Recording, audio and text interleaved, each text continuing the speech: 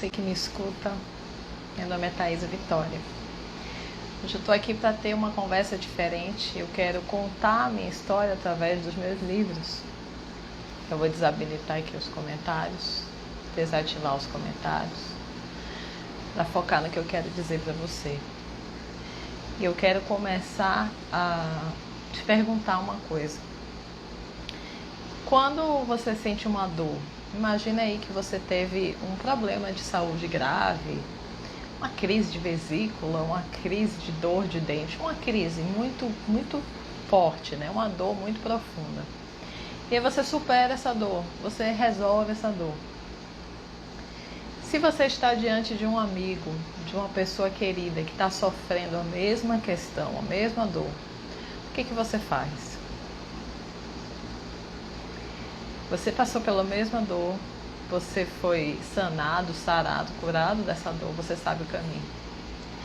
Naturalmente o que se faz é dar a receita da solução, é dizer como foi para você, é dar o telefone do médico, é mostrar o endereço da clínica, não é? Não é assim que a gente faz com os nossos amigos.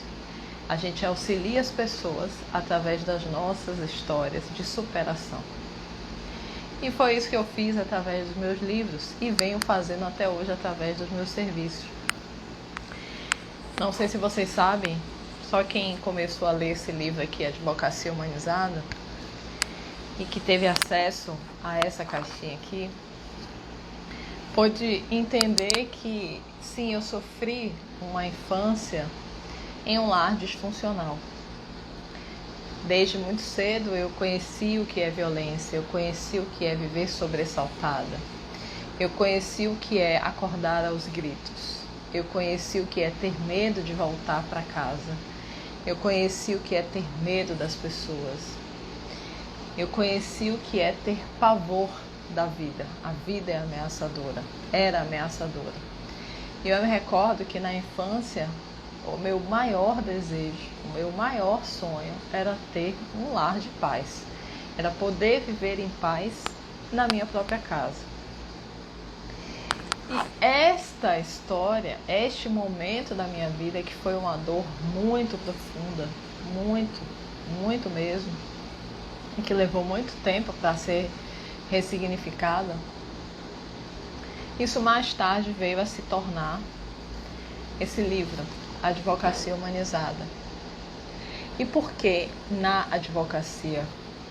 Porque desde os 12 anos eu imaginava que se eu fosse advogada, eu teria segurança, eu teria poder, eu teria uma possibilidade de não passar pelas mesmas coisas que eu via as mulheres passando na família. De algum modo eu acreditava que na advocacia eu teria voz, eu teria autoridade para não passar por aquilo. E eu escolhi, naquele momento, a advocacia pelos motivos errados. Errados não, é dos motivos possíveis. Foi a força motriz que me teve, foi como uma salvação. Eu vou encontrar a salvação na advocacia. Então, mais pra frente eu vim descobrir, e aí eu vou, antes de chegar nessa história novamente desse livro, eu quero dizer que na minha família, no meu histórico familiar, sempre houveram muitos comerciantes, muitos empreendedores. A veia da família sempre foi de comércio. Esse vestido que eu tô aqui usando foi a minha avó que me deu, que é assim, uma pessoa que eu honro e admiro muito na minha vida. E que ela é a empreendedora da família, ela sempre surpreendeu a todos com a sua facilidade de criar novos negócios, de convencer pessoas, de conseguir bens materiais mesmo sem dinheiro ou sem crédito. Só que existia uma ferida muito grande na família que era a má gestão profissional. Os negócios começavam e aí quando os familiares se envolviam, brigavam, e ficavam sem se falar vários anos, sempre tinha confusão entre família, não existia uma harmonia nos negócios, não existia uma continuidade das atividades, não existia organização. Então, se abria um restaurante, daqui a alguns meses fechava, se abria uma lanchonete, daqui a pouco fechava, eram sempre as mesmas queixas. Então, eram negócios que eles começavam prósperos, mas duravam muito pouco tempo, daqui a pouco começava outro. Então, existia esse padrão sistêmico, esse padrão familiar que eu via com o sofrimento, eu percebia com o sofrimento.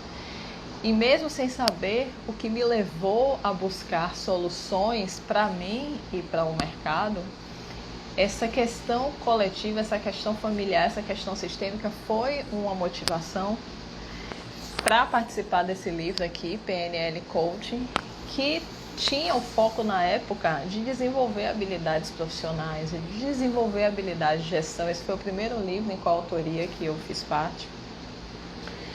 E para mim foi um grito de socorro, para mim foi uma maneira de dizer para o mundo que eu estava buscando me gerenciar melhor, que eu estava buscando fazer um pouquinho diferente da minha família, honrar a minha família sendo um pouco diferente, transgredindo um pouco desse padrão sistêmico de má gestão, de desorganização. Então, essa minha busca pelo aperfeiçoamento profissional foi justamente por perceber, por honrar que existia um padrão muito bom de se começar boas coisas, grandes coisas, mas não se tinha um padrão de continuar, de crescer, de escalar. Então, meu discurso sempre foi nesse sentido do aperfeiçoamento profissional. E assim, também existia essa busca pelo pai, né? Meu pai, ele deu o que pôde, graças a ele eu estou viva, mas fisicamente, dentro de uma consciência limitante que eu tinha a maior parte da minha vida, eu me considerava uma filha de pai ausente, uma filha de mãe. Hoje é algo que eu combato muito, porque não existe mãe, não existe mãe que toma lugar do pai ou que faz ambos os papéis. Mas isso eu só vim aprender mais tarde, sistemicamente, quando eu mesma vi curar as minhas feridas com relação aos meus pais. Então, um dos motivos também para desenvolver essa força profissional, essa organização, essa expansividade da profissão, de criar legado, de auxiliar mais pessoas, estava muito ligada e ainda está a essa integração dessa força masculina, desse pai que era fisicamente ausente na minha concepção. Então, fazer, o realizar, o desenvolver pessoas com essa paixão toda sempre teve uma ligação muito grande com esse resgate desse pai. Mais pra frente, quando eu comecei a advogar, eu vi que eu reproduzia a violência que eu havia sido submetida, que eu havia experimentado na infância e na pré-adolescência. Uma boa parte da adolescência, a violência, né, o lar disfuncional, eu estava reproduzindo na minha advocacia. Era uma advocacia combativa, era uma advocacia competitiva, era uma advocacia mesmo capitalista, em que eu não queria, quando eu pensava em acordos, eu não pensava no próximo, eu pensava no melhor acordo para mim. Eu de verdade não conseguia ter empatia, porque eu não fui treinada para isso. E diante dessa ferida e como me doeu isso, né? Quando eu me reconheci reproduzindo os mesmos padrões que me afligiam, que me oprimiam na infância, que me desconectava, que me deixava sem voz. Então eu resolvi escrever este livro, O Advocacia Humanizada. E nesse livro eu trouxe tudo que há de atual no mercado a respeito de meios não adversariais de conflito. E tem uma parte dele que eu ensino como aplicar comunicação não violenta. Por quê? Porque vindo de um lar disfuncional, eu aprendi por vários anos o que é desconexão, o que é separação, o que é esse sentimento de vazio, o que é esse sentimento de ser violentada, de ser abusada psicologicamente, emocionalmente. E soube dos prejuízos que isso me causou na minha autoestima, prejuízos que isso me causou. Então eu percebi na minha advocacia que eu estava reproduzindo os mesmos padrões. E aí, com essa ferida, buscando superar, buscando ferramentas para superar, de fato, veio o livro Advocacia Humanizada. próximo evento que aconteceu, que de fato foi assim um grande marco na minha vida, em termos de uma grande dor, uma grande ferida, foi o meu divórcio. Eu tive um primeiro casamento que teve uma duração de 13 anos, quase 14 anos. E eu casei muito jovem, eu casei apaixonada, mas totalmente infantil, imatura. E realmente tinha um desejo de criar a família estruturada que eu não tive. Aquela família margarina, né? Aquela família de pai, mãe, filhinhos, tipo Peppa Pig. Eu me fixei nessa identidade. Só que dentro desse relacionamento, que também foi extremamente disfuncional, por pura imaturidade de ambos, todos os dois cheios de feridas, eu não sabia o quanto que eu me anulava, o quanto que eu não me conhecia, o quanto que eu não tinha autenticidade, o quanto que eu me escondia atrás do trabalho, atrás das atividades, o quanto que eu me escondia quem eu realmente era, o quanto medo eu tinha de ficar só. Então eram questões existenciais, questões de traumas do passado, que me faziam me manter em um relacionamento abusivo, um relacionamento disfuncional por vários anos, porque eu simplesmente não cogitava a possibilidade de romper com aquela relação, porque era a possibilidade de reconstruir ou de construir aquilo que estava no meu imaginário como uma família perfeita. E nem de longe isso acontecia. Hoje eu honro aquele período de muitos aprendizados, mas assim, dá para ver totalmente nítido a diferença de uma relação que é disfuncional para uma relação saudável. Uma relação disfuncional a gente não consegue ser verdadeira, a gente não fala o que pensa, a gente não fala o que sente, a gente não tem coragem de sermos nós mesmos, porque temos feridas de rejeição. Temos idealizações sobre aquele relacionamento que estão lá fundadas no passado, fundadas na infância, que a gente vem reproduzindo aqui. É uma ilusão imensa. E eu não me conhecia nesse aspecto e em nenhum outro aspecto. Na verdade, eu não me conhecia. Então, quando houve o divórcio, naquele momento foi uma disrupção que eu entendi como uma perda de identidade. Porque a minha identidade ela estava gravada num papel social que era esposa. Eu não lembrava, eu não sabia o quão que eu estava desconectada de quem eu era. Eu não percebia o quanto que eu estava alienada de quem eu era, porque eu não me conhecia. Então, nesse processo de resgate desta criança, desta pessoa que eu sou verdadeiramente, que tem vontade própria, que tem gostos, que tem vontades próprias, de fato eu vim me redescobrindo e percebi o poder, né, da comunicação não violenta, o poder dessa conexão consigo mesmo, desse se conhecer verdadeiramente os seus gostos e, acima de tudo, a coragem de ser verdadeiro, a coragem de desagradar, a coragem de falar sobre questões como dinheiro, a coragem de falar sobre questões como vontades, preferências, desejos, sem medo de melindrar a pessoa, de machucar a pessoa, de que a pessoa vai embora. Um relacionamento saudável, ele é pautado por uma comunicação positiva. O que sustenta uma relação saudável é a forma de se relacionar. A meu ver, é isso. Porque não adianta ter paixão, não adianta ter um sentimento grande e profundo de respeito, se não há autorrespeito, se não existe verdade, se não existe autenticidade nessa relação. Então, nesta recuperação, né, nesse resgate da minha identidade pós-divórcio, foi que surgiu esse livro aqui, Comunicação Positiva. E aí eu passei algum tempo, até minha sobrinha Cacá, Clarinha, me auxiliou também com boas ideias para escolher situações do dia a dia que são violentas, que geram desconexão, e aí como que transforma a forma de falar, como que transforma a linguagem para gerar conexão, sendo verdadeiro. Como é que eu consigo falar a verdade, né, sem me melindrar, sem machucar a pessoa? Como é que eu me conecto, como é que eu crio pontes ao invés de muros na comunicação com as pessoas?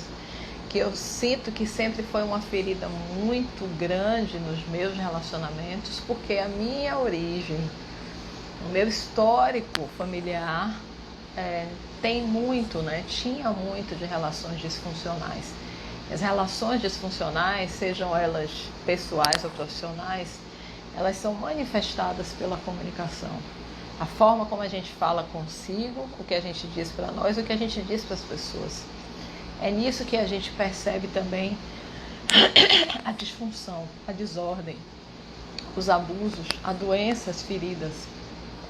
Então, surgiu desse momento, né, pós-divórcio, como uma forma de me curar, como uma forma de me resgatar, como uma forma de auxiliar famílias, auxiliar empresas, auxiliar quem quisesse se reconectar consigo, quem quisesse se reconectar com o próximo, mantendo a sua verdade e de quem é você e do que você quer. Também nessa caminhada, voltando lá um pouco ao empreendedorismo da família, o que eu mencionei a vocês que tinha um padrão sistêmico de começar bons negócios e começar muito bem e de repente não ter força para continuar, né? Eu trouxe também esse coaching para advogados. O coaching para advogados, eu coordenei essa obra junto com outras pessoas. Mas na época, quem levou essa ideia para a Andrea Roma, que é a dona dessa editora, a editora Liga, fui eu. E eu levei para ela a ideia de uma roda. Em 2015, eu fiz um congresso online com a roda dos advogados. Porque eu entendia que desde lá, na verdade desde mais de 10 anos, eu já entendia que a advocacia não se sustentava só do direito, que precisava se desenvolver outras áreas. E eu me lembro que quando eu levei essa roda para ela, ela falou assim: Thaisa, isso aqui não vai dar liga não no mercado. O mercado só curte direito. Eu falei: não, vá por mim. Vá por mim que vai dar certo. Você vai buscar excelentes profissionais que vão conseguir nos auxiliar a levar essa obra para frente. E aí foi assim, várias pessoas, os melhores do mercado na época, nessa área de desenvolvimento de advogados. Essa obra foi prefaciada pelo presidente da OAB Rio de Janeiro na época, Felipe Santa Cruz, hoje é o nosso presidente da OAB Nacional, o Felipe Santa Cruz. E teve a coordenação do Alexandre Prado, a própria Andrea Roma, que é dona da editora, e a Fabiana Quezada, que é um ícone, assim, constelação familiar em advocacia sistêmica. E também já lançou a Fabiana Quezada outros livros pela editora Líder, tem caixinhas, tem games, enfim, ela é um ícone, é uma querida para mim. Mas quem levou essa ideia para o mercado fui eu. Isso precisa ser mencionado aqui. E o motivo que me fez fazer isso foi curar aquela ferida, aquela ferida que eu trazia do sistema, de caramba, tudo começa muito bom, mas precisa de sustentação, precisa de gestão, precisa de organização, precisa de continuidade, precisa de fato acabar o que termina, né? Não ficar só nessa posição de eu começo uma coisa, não dá certo, eu pulo para outra, pulo para outra, pulo para outra. E as relações profissionais, caramba, quantos conflitos profissionais entre sócios, quantos conflitos profissionais, se são empresas familiares. Eu via mãe brigando com filho, irmão brigando com irmão, brigas físicas, agressões por conta de negócios mal geridos. Essa sempre foi a marca da família. com o sistema, né? Sempre tinha esse padrão no sistema. E isso eu via também em várias outras situações, né? De clientes que chegavam até mim. Então, logo depois disso, me veio também a constelação familiar. Constelação familiar, vou trazer os bonecos aqui para representar. A constelação familiar é algo que eu trabalho há menos tempo do que o coaching jurídico e do que as outras ferramentas, do que a comunicação positiva. Mas foi uma ferramenta assim responsável, abaixo de Deus. Foi a ferramenta responsável pela minha reintegração do meu pai e da minha mãe dentro de mim. Hoje eu defendo muito, eu falo com muita tranquilidade sobre a importância do pai, a importância da mãe, a importância de honrar e tomar essas duas forças para ter força profissional, para ter essa pulsão para a vida, para ir para a vida. A gente não consegue ir para a vida sem integrá-los, sem tomar nossos pais e quem veio antes no nosso coração. E esse processo, fiz muitas constelações, estudei muito sobre constelação e ainda estou estudando muito sobre constelação. Hoje eu já me ofereço para auxiliar pessoas, né, na constelação, com a constelação individual, em grupo. Mas assim, a grande transformação que essa ferramenta trouxe na minha vida, primeiro foi a forma como eu comecei a ver, enxergar e me relacionar com os meus pais. Minha mãe ainda é viva, meu pai já é falecido, mas para mim não faz diferença. Porque eu passei a enxergar a alma deles. Independente da história deles, ou o que a minha mente me contou, ou o que eu ouvi por aí, ou o que eu julguei que era certo ou que era errado. A alma deles vive e sempre viverá. E é com elas que eu busco me conectar para ter força. É com essa parte dos nossos pais que a constelação nos ensina a nos conectar. É uma parte fora do julgamento. E é essa parte que nos dá força. E passando por essa força, passando por todas essas questões, foi que eu estive pronta para atrair um novo relacionamento, um relacionamento saudável, com a pessoa que tem os atributos, os valores que eu muito admiro, né, num homem, que é a questão da escuta, a questão da comunicação, a questão da autenticidade e também a questão da força.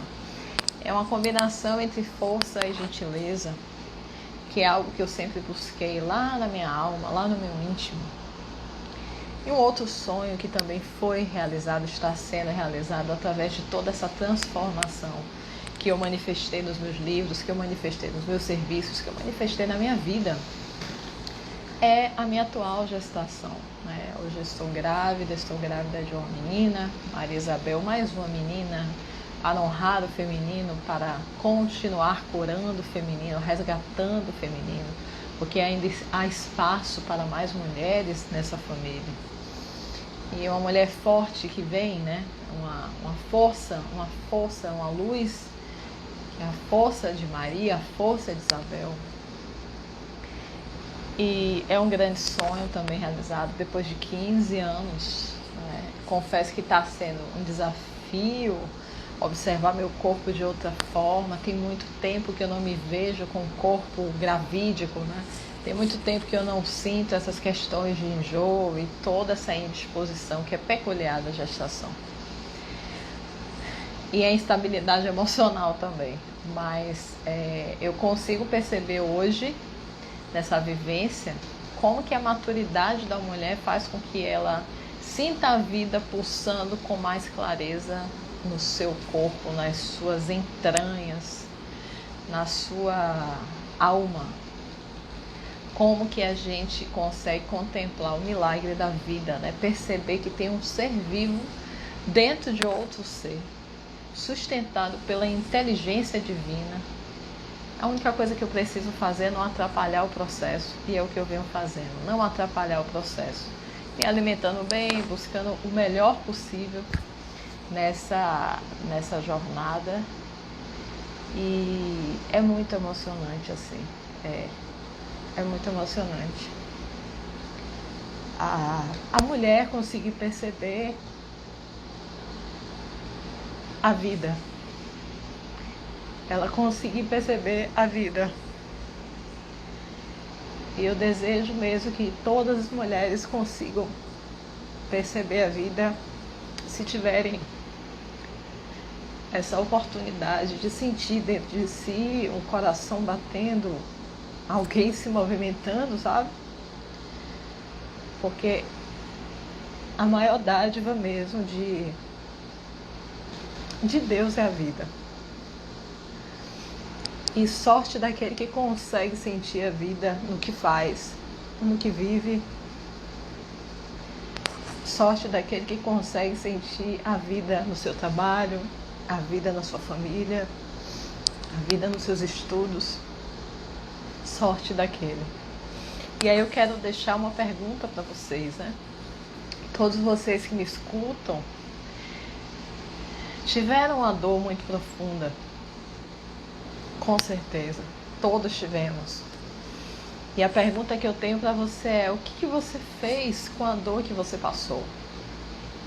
O que você fez? Você se anestesiou? Ou você honrou o passado? O Bert Hellinger fala assim: o passado está em paz quando ele serve ao futuro. Eu fiz o meu passado servir ao meu futuro. Eu faço o meu passado servir ao meu futuro, servir ao momento presente. É o meu processo de honrar a minha história para servir ao mundo, para servir a minha família, para servir a mim mesmo. Eu uso o passado a favor do presente. E eu quero deixar essa reflexão para vocês. O que vocês têm feito com as dores que vocês tiveram? Os frutos que acontecem nessas dores não é o sofrimento. Os frutos é a superação. Existiu a dor da crucificação, não existiu. Mas qual foi a grande revelação, se não a ressurreição? O fruto, né? O fruto de Jesus para a humanidade foi a ressurreição. Mas antes veio uma dor muito profunda que foi a crucificação. Então, qual foi a sua crucificação? E o que você fez com essa crucificação? Como que você transformou esse vinho em água? E pode auxiliar o seu próximo que também está com a dor, dizendo qual é o caminho, dizendo qual é a receita, estendendo a mão. Porque é isso que eu faço. Então é isso, pessoal. Eu vou deixar esse vídeo aqui salvo, para que vocês conheçam a minha história através dos meus livros. Estou aqui à disposição de todos. Eu desejo que vocês frutifiquem a sua vida, transformem, sejam forjados, né, pelo amor, e que transformem a sua vida, as suas dores, em algo que possa auxiliar o próximo. É isso que eu desejo para você. Forte abraço, fique com Deus.